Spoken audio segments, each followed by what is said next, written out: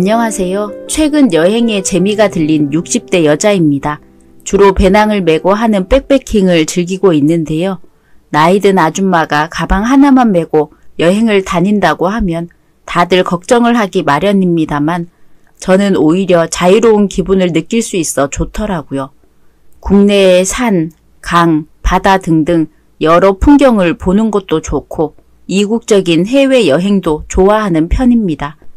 먹는 것도 크게 가리는 것 없어 한 달 정도 한식을 못 먹어도 되는 트렌디한 할머니예요. 하지만 이런 저도 50 넘게 여행을 제대로 다녀본 적이 없습니다. 어린 시절에는 공부하느라 바빴고 젊은 시절에는 일하느라 바빴고 결혼하고 나니 살림 꾸리기 바쁜 인생을 살다 보니 여행을 가고 싶다는 생각조차 들지 않았습니다. 물론 인생이 바빠 여행하지 못한 것도 있지만 남편의 건강 상태 때문이기도 했습니다. 남편은 선천적으로 심장이 좋지 않았어요. 10분 정도 빠른 속도로 걸으면 30분은 앉아서 쉬어야 할 정도였죠. 정확히 어떤 병이었는지는 몰랐지만 의사 말로는 심장에 구멍이 있다고 했어요. 나이가 들수록 남편 심장의 구멍은 점점 커졌습니다.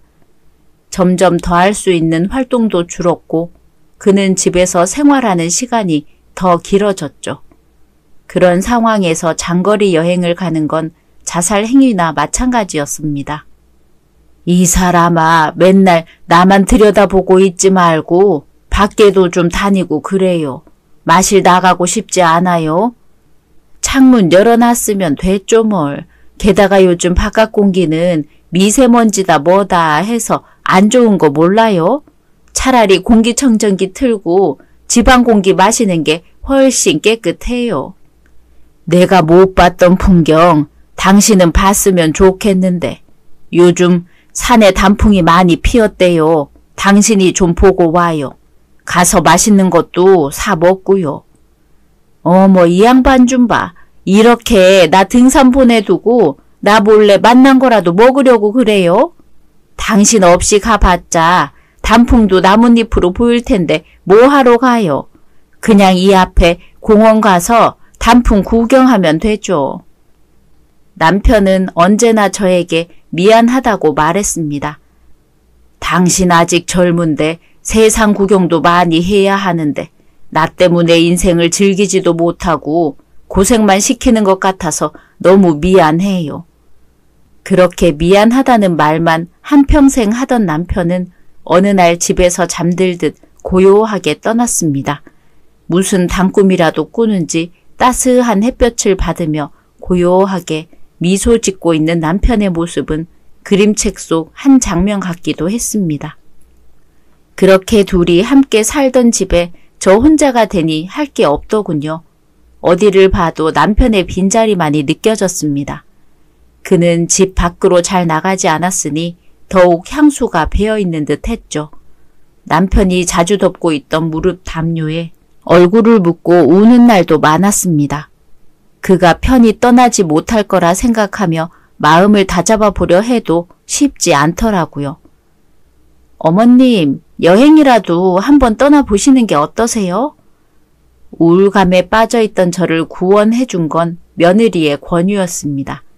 평소에도 차분하고 조용한 스타일의 며느리는 남편이 죽고 난 뒤부터 주기적으로 방문하며 제 상태를 확인하곤 했어요.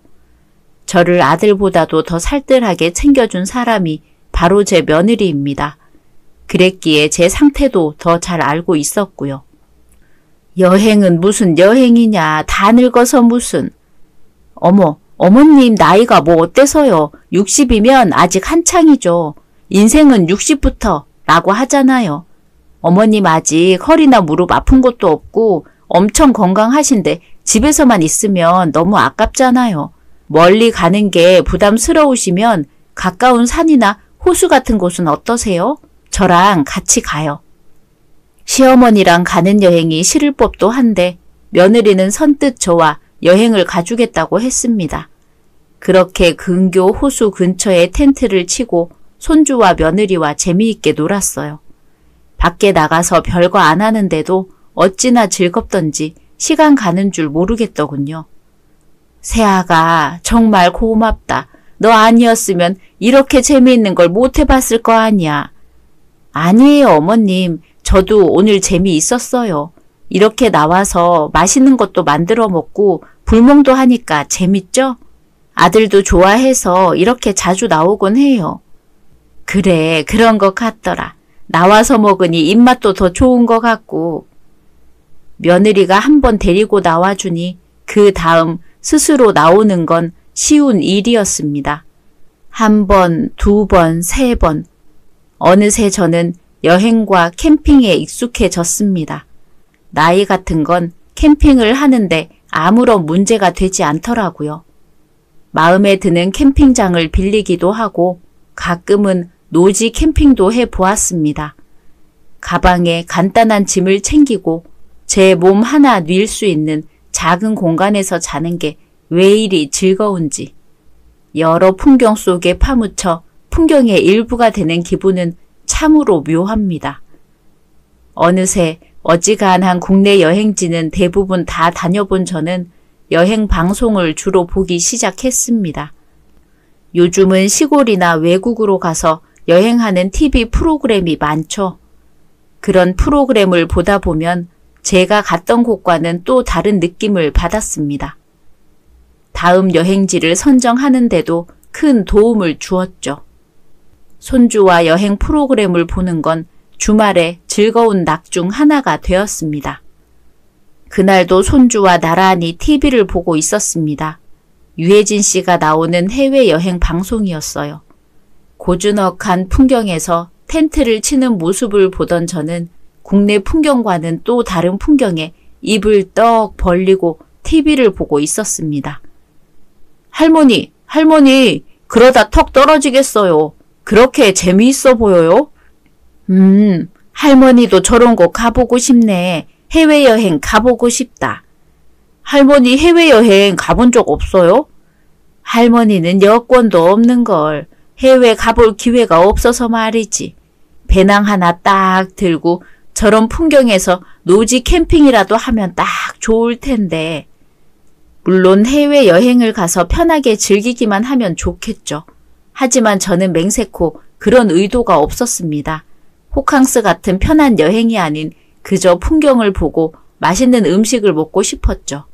풍경을 눈에 담고 싶다는 제 말이 옆에 있던 아들의 귀에는 다르게 들린 모양입니다.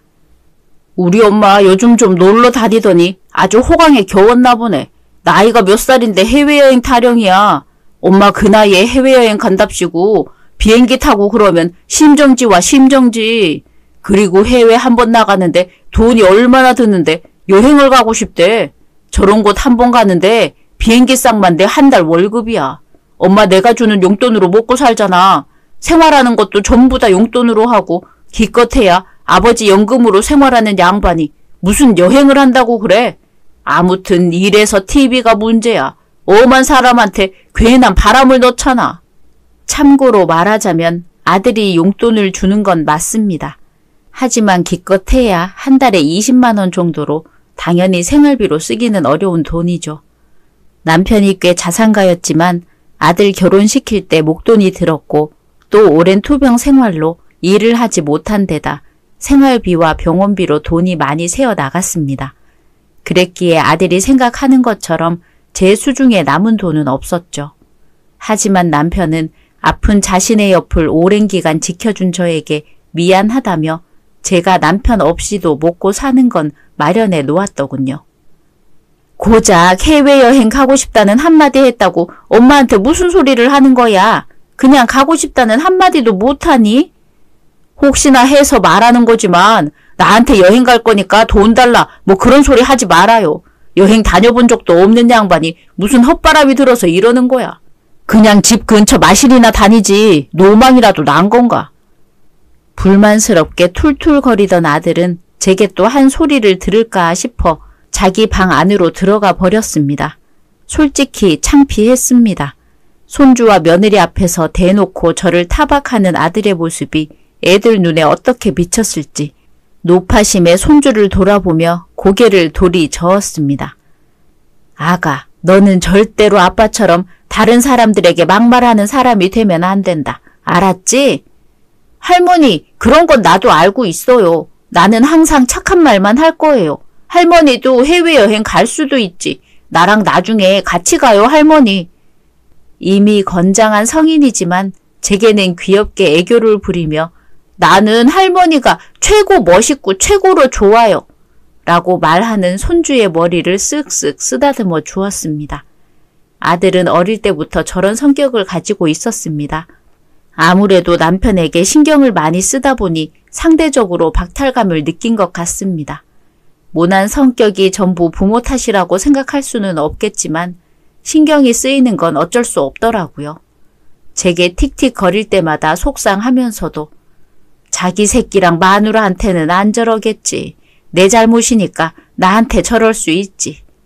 이렇게 자기 위안을 되새기곤 했습니다. 아들의 진실을 알게 된 그날까지는 말입니다. 그날은 참 날이 좋았던 걸로 기억합니다. 전날 캠핑을 다녀왔던 저는 지역 특산품을 사 집에서 반찬을 만들었습니다. 마른 나물 종류였는데 양을 가늠하지 못해 제 예상보다 한참 많은 양의 반찬이 만들어졌어요.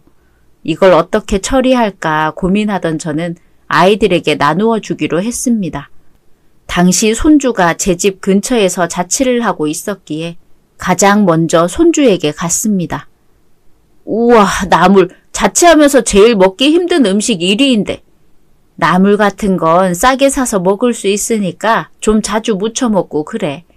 할머니, 자취생한테 너무 많은 걸 바라는 거 아니에요? 나는 그냥 할머니한테 받아 먹을래. 요 녀석이. 손주와 가볍게 티키타카를 나누고 난 뒤 저는 아들네로 향했습니다. 제가 일어나기 전 손주가 말해 주었습니다. 엄마 요즘 집안 마트에서 아르바이트 하는데 아마 지금 집에 없을 거예요. 일단 마트 한번 가봐요. 며느리가 아르바이트를 하고 있다는 건 처음 알았습니다. 왜 저에게는 말하지 않았던 건지 몰랐지만 그럴 수 있지 가볍게 생각하며 아들네 집으로 향했습니다. 집으로 올라가기 전 마트에 들어가 보기로 한 저는 곧 입구 계산대 앞에 서 있는 며느리를 볼 수 있었습니다. 아가, 어머님, 여기는 어떻게 오셨어요? 현금을 세는 듯 고개를 숙이고 있던 며느리가 제 목소리에 고개를 들어 제 쪽을 보았습니다. 밝은 며느리의 표정과는 달리 저는 그 자리에서 얼어붙고야 말았습니다. 너 얼굴이 왜 그 모양이냐? 무슨 멍이 그리 크게 들었어? 며느리는 그제야 아차한 얼굴로 고개를 푹 숙였습니다. 하지만 저는 이미 며느리 얼굴 한쪽에 시퍼렇게 들어있는 멍을 보고야 말았죠. 성큼성큼 다가가 며느리의 얼굴을 기어코 들어본 저는 이마 한쪽에 나 있는 멍을 보고는 소리쳤습니다. 누구야? 어떤 놈이 감히 내 며느리 얼굴에 멍을 들게 했어? 아니에요, 어머님. 그런 게 아니에요. 저 아까 아침에 급하게 출근하다가 넘어져서 생긴 거예요. 며느리는 다급하게 말했지만 아무리 생각해도 변명으로만 들렸습니다. 어떻게 부딪히면 이렇게 큰 멍이 생기는지 말도 안 되는 변명이었지만 저는 며느리를 더 붙잡고 있을 수 없었습니다. 여기는 며느리의 직장이었고 이 자리에서 계속 소란을 피워봤자 며느리가 제대로 알려주지 않을 것 같았거든요. 저 일 끝나려면 1시간 정도 더 있어야 하니까 미리 집에 올라가 계세요. 비밀번호 알려드릴게요. 며느리에게서 현관 비밀번호를 알아낸 저는 아파트 단지 안으로 들어갔습니다. 대체 그 멍이 어떤 멍인지 누가 그런 건지 이를 바득바득 갈며 생각하고 있을 그때 제가 타고 있던 엘리베이터 안으로 두 중년 여성이 들어와 수다를 떨기 시작했습니다. 어젯밤 소란도 그 집이지? 505호. 그래, 맞아. 그 집 아저씨 말고 이 아파트에서 그렇게 소란 일으키는 사람이 어디 있어? 저는 두 사람의 수다에 저절로 귀를 기울였습니다. 505호. 아들네 집의 주소였습니다. 본능적으로 지금 이 대화가 며느리의 멍과 관련이 있을 거라는 생각을 한 저는 모른 척 두 사람의 대화를 엿들었습니다. 아들이 독립하고 난 뒤부터 더 심해진 것 같지 않아? 그래도 전에는 아들 눈치 본다고 덜 했는데 자기 아들한테 맞을까 무서워서 그러지. 다 늙어서 아들한테 큰 소리 쳤다가 치면 그것도 쪽팔리잖아. 그러니까 만만한 자기 마누라나 괴롭히는 거지. 어이구, 그 집 마누라도 정말 불쌍해. 아들 학교 간다고 자취한다는데 잡을 수도 없고 그렇다고 남들한테 말하기도 좀 그렇잖아. 내 얼굴에 침 뱉기인데 오늘 얼굴 보니까 멍도 들어있던데 그거 좀 위험한 거 아니야? 큰 소리는 쳐도 자기 마누라 패는 놈은 아니라고 생각했는데 설마. 저기 죄송하지만 그 이야기 좀 자세하게 해주셨으면 하는데요. 도저히 가만히 듣고만 있을 수는 없었습니다. 누가 봐도 아들 내외의 이야기를 하고 있었으니까요. 갑작스러운 제 난입에 놀란 두 사람은 곧 저를 의심스러운 눈빛으로 보기 시작했습니다. 저기 실례지만 누구신가요? 갑자기 끼어들어서 죄송합니다. 그 505호 이야기가 아무래도 제 아들과 며느리 이야기인 것 같아서요. 제 아들이 며느리한테 뭘 어쨌다고요? 제가 한 말에 사실 여부를 가늠하듯 두 사람은 조용히 눈빛을 주고받다 이내 제게 솔직하게 이야기해주기 시작했습니다. 505호 양반 원래부터 동네에서 평판이 좀 안 좋았어요. 회사 일로 스트레스 받고 오면 그날 저녁에 동네방네 고성이. 매일 소리를 바락바락 지르고 가끔 물건 부서지는 소리도 들리는데 오늘 아침에는 글쎄 그 집 와이프 얼굴에 이만한 멍이 들어있지 뭐예요. 시겁했잖아. 여태까지는 그래도 때린 적은 없었는데 설마 때린 건가 하고. 이야기를 듣는 내내 제 아들에게 환멸을 느끼게 되었습니다. 아무리 제가 잘 못 챙겨줬다고 해도 폭력적인 사람으로 자라리라고는 생각도 하지 못했습니다. 5층에 도착한 저는 아들네 집으로 들어갔습니다. 언제나처럼 깔끔한 집안은 며느리가 꼼꼼히 정리해둔 티가 났습니다. 전날도 고송이 오갔다고 했는데 그 흔적이 전혀 남지 않았죠. 냉장고에 반찬을 넣어두고 잠시 앉아 며느리가 돌아오기를 기다렸습니다. 1시간 후 며느리가 돌아오고 저는 제대로 된 자초지종을 들을 수 있었습니다. 그이가 요즘 회사에서 스트레스가 많은 모양이더라고요. 계속 화를 내고 짜증을 내고 주변 사람들이 민원을 넣는 것도 알고 있었는데 제가 차마 말릴 수가 없어서. 그럼 그 멍도 그놈이 낸 거야? 아니에요. 그건 정말로 아니에요. 어제 그이가 홧김에 선반을 찾는데 하필이면 제가 그 옆에 있다가 넘어지는 선반에 부딪혔을 뿐이에요. 그이가 저 때린 적은 없어요. 아직은. 때렸든 안 때렸든 그걸 왜 듣고만 있었던 거야? 너도 화를 내거나 경찰에 확 신고해버리지. 어떻게 그럴 수 있겠어요. 그래도 애 아빠인데. 아들 다 클 때까지만 참자 그렇게 생각하다 보니 벌써 지금이네요. 그래도 애 앞에서는 그런 적 없으니까요. 아무리 고의가 아니었다고 해도 저는 화를 참을 수 없었습니다. 당장이라도 아들놈을 찾아가 머리채를 휘어잡고 뒤흔들어 버리고 싶었지만 그럴 수 없었죠. 저는 잠시 생각한 끝에 비책을 내었습니다. 내가 오늘 이 방 안에 숨어 있을 테니까 그놈이 와서 또 그 짓거리를 하거든 내가 막아주도록 하마. 알겠지? 안 돼요, 어머님. 혹시 어머님이 다치시기라도 하면. 나는 괜찮아. 이래봬도 등산이다 뭐다 하면서 근력 하나만큼은 확실하게 키웠으니까 순순히 맡고 있어줄 생각 없어. 며느리의 만류에도 불구하고 저는 아들이 오기 전 방 안에 숨어 있었습니다. 잠시 후 현관 비밀번호를 누르는 소리가 들리고 신경질적으로 신발을 벗어 던지는 아들의 목소리도 같이 들렸습니다. 야, 너는 서방님이 왔는데 인사도 안 하냐? 아무튼 얘 팬네가 마음에 드는 구석이 하나도 없어. 저녁 준비하고 있어서 못 봤지. 어서 와. 그놈의 저녁 준비? 뭐야 이 풀떼기는. 순 나물 반찬뿐이잖아. 가장한테 내주는 밥상이 이거밖에 없어. 어머님이 오늘 나물 반찬 주고 가셨어. 그러니까 일단 그거랑 밥 먼저 먹고 있어. 이놈의 예편네가 뭐 잘났다고 큰 소리야. 시어머니한테 반찬 받는 게 뭐 그리 잘났다고. 아무튼 당신은 할 줄 아는 게 아무것도 없어. 요즘은 왜 이리 밖으로 나돌아다녀? 뭐 밖에서 돈 쓰고 다니는 거 아냐? 나도 일하고 다녀. 그런 거 아니라고. 웃기고 있네. 네가 무슨 일을 하고 다녀? 너 오늘 장본거 영수증 있는 거 다 내놔. 뭐야? 이런 건 왜 사는 건데? 세제 같은 건 리필로 사라고 내가 누누이 이야기했지. 그 편이 더 싸게 친다고. 그리고 휴지 같은 건 좋은 거 살 필요 없으니까 무조건 싼 걸로 사라니까. 하여튼 내가 이렇게 검사를 안 하면 돈을 허투루 써요. 이 무식한 예편네. 제 눈으로 직접 본 아들의 행동은 충격적이었습니다. 대놓고 며느리를 모욕하는 말에 대뜸 영수증을 가지고 오라고 하더니 품목 하나하나 찝어내며 트집을 잡았어요. 그러고는 검지손가락을 들어 며느리의 이마를 쿡쿡 찌르기까지 하더군요. 이 꼴을 보고 참을 수 없던 저는 당장 방에서 나와 아들의 얼굴을 향해 주먹을 뻗었습니다. 나이 60 먹은 아줌마의 주먹이었지만 아들의 코피를 터트리기에는 충분하더군요. 그것도 쌍코피를요. 뭐야 이건? 엄마! 그래, 네 엄마다. 엄마 주먹 아직 쓸만하지? 엄마가 왜 여기에 있어요? 대체 나를 왜 때린... 아니 설마 지금까지 우리가 한 대화 내용 다 듣고 있었던 거예요?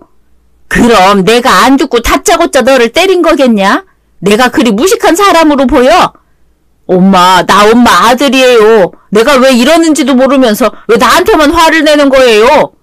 왜 너한테만 화를 내는 거냐고? 너밖에 잘못한 놈이 없잖아 이놈아. 사람을 못살게 굴어도 유분수지. 어디 네 마누라한테 고작 돈 몇 푼 가지고 시비를 걸어 걸기는. 거기다 이 멍도 네놈 때문에 생긴 건데 어디 손가락을 쿡쿡 찔러대. 네가 생각이 있는 놈이야 없는 놈이야?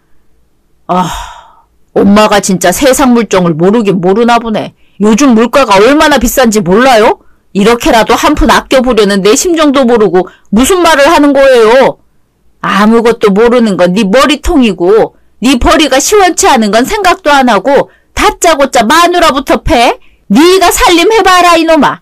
그게 어디 쉬운 일인가? 그냥 가격 비교해보고 무조건 싼 거 고르기만 하면 되는데 뭐가 어려워요? 그런 건 숫자 놀이 하는 유치원생들도 다 알겠네. 그래, 그럼 생활 네가 한번 해봐라. 살림도 혼자 다 하고 돈 계산도 네가 다 해. 네? 네 놈이 그 짓 하고 있는 동안 며느리는 내가 데리고 살련다. 너 혼자 먹고 사는 돈 정도는 알아서 마련할 수 있겠지? 참, 뭐하러 그런 짓을 한다고? 왜? 못하겠냐? 그래, 너 같은 놈은 죽어도 못하겠지. 네 쥐꼬리만한 벌이로 두 식구 한 달 사는 게 보통 쉬운 일은 아닐 테니 말이다. 해요. 한다고요. 나 혼자 살면 될 거 아니에요. 오히려 생활비 남고 좋겠네. 두고 봐요. 내가 떵떵거리면서 잘 살아 볼 테니까. 당신도 우리 엄마 집에서 빌부터 살다가 돈 모자라게 돼서 나중에 후회하지 마. 워낙 자존심이 강한 놈이라 살살 긁어주니 바로 반응이 오더라고요. 저는 당장 며느리의 손을 붙잡고 집으로 돌아왔습니다. 손주에게도 사정을 설명하고 집으로 부르니 완전히 뿔이 난 채로 며느리를 타박하기 시작했어요. 아니 엄마, 그런 일이 있었으면 나한테 말해야 했을 거 아냐. 아빠 그런 성격인 거 알고는 있었지만 설마 그 정도일 줄은. 네 앞에서는 티를 안 냈으니까. 네 아빠가 전 회사에서 잘리고 새 회사로 들어가면서 업무도 바뀌고 월급도 적어져서 예민해지더라. 그래서 더 화풀이 한 것 같아. 엄마가 미안해. 그동안 비밀로 해서. 어휴, 정말 할머니 아니었으면 큰일 날 뻔했네. 그렇게 저는 며느리와 같이 지내기 시작했습니다. 합가는 처음이라 좀 어색하긴 했지만 그래도 집도 넓고 같이 살기 좋더라고요. 오랜만에 집에서 다른 사람과 같이 살게 되니 새로운 기분이었습니다. 며느리는 집으로 들어온 뒤에도 아르바이트를 계속했습니다. 할 필요 없다고 말렸지만 소용없었죠. 그렇게 며칠 뒤 제게 봉투 하나를 주더라고요. 아니 새아가 이게 무슨 봉투냐? 어머님 해외여행 가보고 싶다고 하셨잖아요. 그때부터 조금씩 모았어요. 어머님이랑 같이 해외여행 다녀오려고요. 아르바이트 월급이 얼마 되지도 않았을 텐데 그걸 한 푼, 두 푼 모아 제게 건네는 걸 보며 저는 마음이 찢어질 것 같았습니다. 이렇게 착한 아이에게 못된 짓을 한 아들놈에게 다시가 쌍코피를 터뜨려 버리고 싶은 심정이었죠. 저는 돈봉투를 꼭 쥐고 며느리를 품에 안아 주었습니다. 이렇게 천사 같은 며느리가 내 며느리라니 내가 참 복이 많다. 복이 많아. 눈에 눈물이 핑 도는 기분에 애써 목을 가다듬었습니다. 며느리도 저와 비슷한 기분을 느낀 건지 제 품에 고개를 묻고 한참을 가만히 있었습니다. 저는 여권을 새로 만들고 며느리와 함께 첫 해외여행을 어디로 가볼지 신나서 계획을 짜기 시작했습니다. 저도 모은 돈이 없는 게 아닌지라 지금은 꽤 여유로웠습니다. 거기다 손주까지 달려와 뭐야 엄마랑 할머니 치사해 나도 같이 갈래 라고 자기 아르바이트비를 내놓은 덕에 우리 세 사람은 어디로 가야 할지 즐거운 고민을 했습니다. 아들놈에게서 며느리를 구해온 지 약 한 달, 아니 한 달도 채 지나기 전에 아들이 제게 연락해 왔습니다. 어지간하면 연락도 하지 않는 놈이라 왜 연락했는지 안 봐도 비디오더라고요. 엄마, 당장 우리 집으로 와서 나 좀 도와줘요. 내가 왜 도와줘야 하냐? 네가 혼자 알아서 생활한다며. 잘나신 분이니 생활은 혼자 하셔야지. 그게 그렇게 쉽지 않다고요. 나는 회사 일도 하고 살림도 해야 하는데 회사 일 끝마치고 오면 힘들어서 살림할 생각도 안 나요. 빨래도 안 해서 입을 옷도 더 이상 없고 먹는 건 왜 이렇게 만들기 힘든 거예요. 불고기거리 사와서 볶았는데 대충 센 불에 볶으면 되는 거 아니에요? 죄다 타버리고 그나마 남은 것도 양이 엄청나게 쪼그라들었는데 엄청 많이 샀는데 한 줌도 안 남았다고요. 요리는 불 조절이라는 걸 해야 한단다 아들아. 게다가 고기는 원래 볶으면 쪼그라들어. 고기뿐만 아니라 모든 요리 재료가 그래. 수분이 빠져나가니 당연히 줄어들지. 뭐야 그런 거였어요? 아니 이건 좀 심하잖아요. 그럼 많이 사온 의미가 없잖아. 인제야 좀 세상 물정을 알겠니? 아니 살림 물정이라고 해야 하나. 살림이 그렇게 쉬운 일이 아냐. 너는 네 마누라가 고작 아르바이트하고 살림이나 한다고 무시했지? 그게 쉬운 일이 아니라는 걸 이제는 알겠니? 알겠어. 알겠다고요. 그러니까 좀 도와줘요. 아니면 아내라도 다시 보내주던가요. 그 사람이라도 있어야 이 집골이 멀쩡하게 돌아갈 거 아니에요. 이놈은 고생을 덜한 모양입니다. 아직도 뻔뻔하게 말하는 꼴에 그냥 전화를 확 끊어버릴지 고민하던 중 며느리가 제 어깨에 손을 올렸습니다. 어머님, 제가 받을게요. 마음 약한 며느리가 돌아간다고 하지 않을까 걱정이 많이 되긴 했지만 며느리의 단호한 말투에 전화기를 넘길 수밖에 없었습니다. 나야. 당신이요? 마침 잘 됐네. 얼른 집으로 돌아와. 지금 당신이 해야 할 일이 엄청 많아. 내가 해야 할 일이 뭔데? 뭐긴 뭐야 살림이지. 빨래, 청소, 설거지, 요리. 남편 내조도 안 하고 집에도 안 들어오고 당신이 그러고도 안 해야? 처음에는 그 말을 들었을 때 내가 잘못한 건 줄 알았는데 이제는 확실하게 알겠어. 당신 말투가 짜증나는 거라고. 뭐? 짜증? 당신 지금 나한테 짜증난다고 했어? 그래 짜증나 이 자식아. 내가 네 마누라지 종이니? 마누라가 살림하는 게 당연하다는 말은 대체 어디에서 배워온 거야? 어머님도 아버님도 그런 말 하는 사람이 한 명도 없었는데. 당신 정말? 정말 뭐 이 자식아. 너는 나한테 윽박 지르고 소리 지르는 거밖에 못하지?